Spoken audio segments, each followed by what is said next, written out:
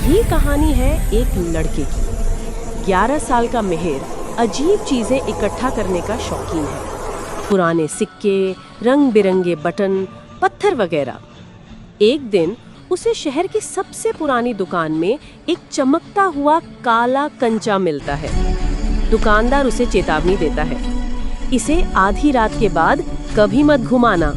मिहिर वादा करता है, लेकिन आधी रात को उसकी जिज्ञासा बढ़ जाती है। मिहिर सोने की कोशिश करता है और थोड़ी देर में सो जाता है।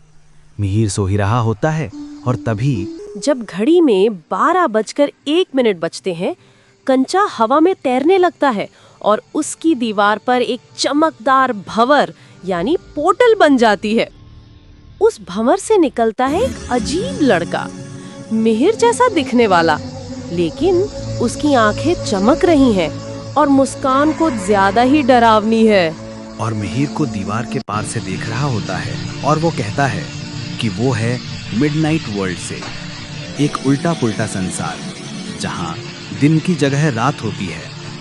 पेड़ कानाफूसी करते हैं और परछाइयां बोलती हैं। वो मिहिर को अपने साथ थोड़ी देर के लिए चलने का न्योता देता है।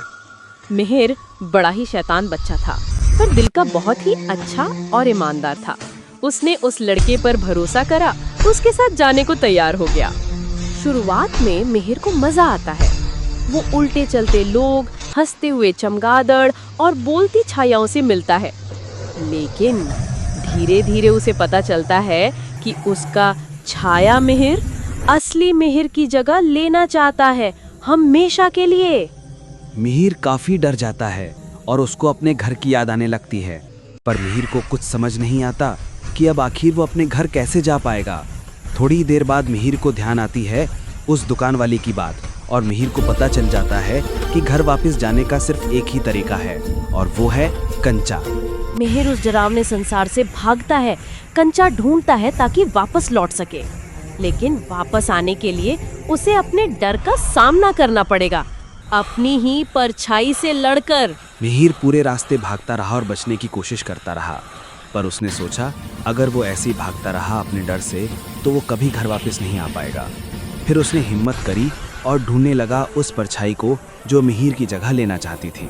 मिहिर ने उस परछाई को ढूंढा और उन दोनों के बीच लड़ाई शुरू हुई। मिहिर ने अपनी पूरी जान लगा दी, क्योंकि वो जानता था कि आज उसको जीतना ही पड़ेगा और अपनी जान बचाने के लिए उस परछाई को हराना ही होगा। आसमान काला हो गया और बिजली बहुत जोर से कड़कने लगी। मिहिर अंदर से डरा हुआ था, पर उसने हिम्मत नहीं हारी, और तभी उसने देखा उसकी छोटी बहन अन्वी बगीचे में टहलती है। वो रुकती है, मिट्टी से कुछ चमकता हुआ दिखाई देता है। मिहिर ने अपनी बहन को देखा और वो तभी समय रहते भाग जाता है और कंचे को एक डिब्बे में बंद करके बगीचे में गाड़ देता है। मिहिर अपनी बहन को बचाते बचाते खुद भी सही सलामत अपने घर आ जाता है।